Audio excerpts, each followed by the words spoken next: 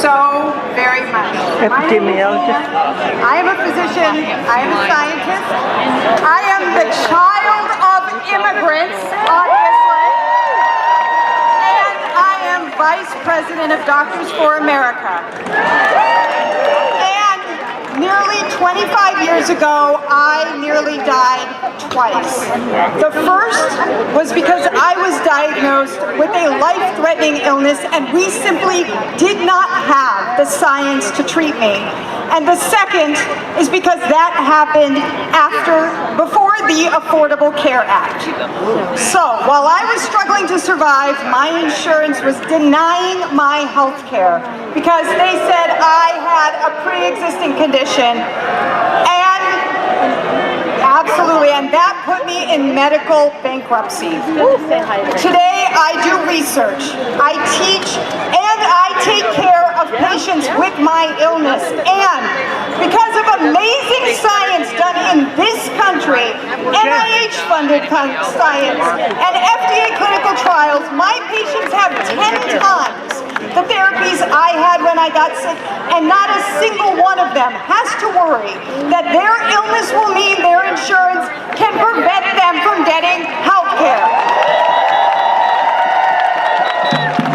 But all of that is at risk. And so I'm here to say, hands off science, hands off health care.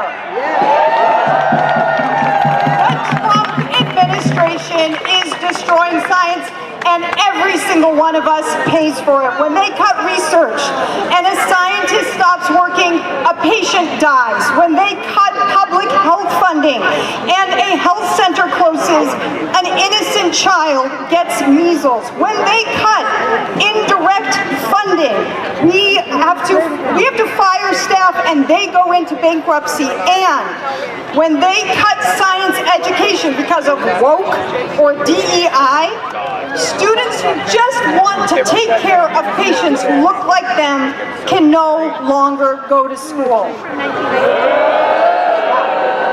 This affects every single one of us. Now, many of us feel scared, intimidated, overwhelmed. They want us to feel that way.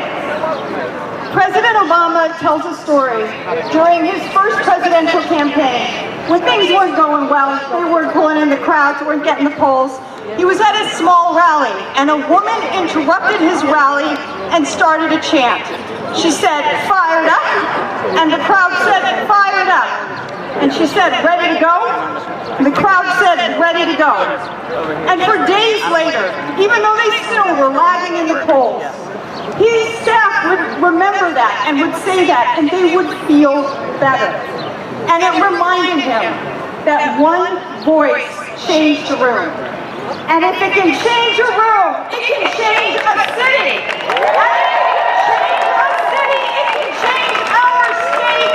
And if it can change the state, it can change a country. And if it changes this country, it will change the world. We are not voiceless. We are not powerless. We have gathered across the country today to say, hands off our science, hands off our health care. So I'm asking all of you, are you fired up? I can't hear you. Are you fired up? Are you ready to go?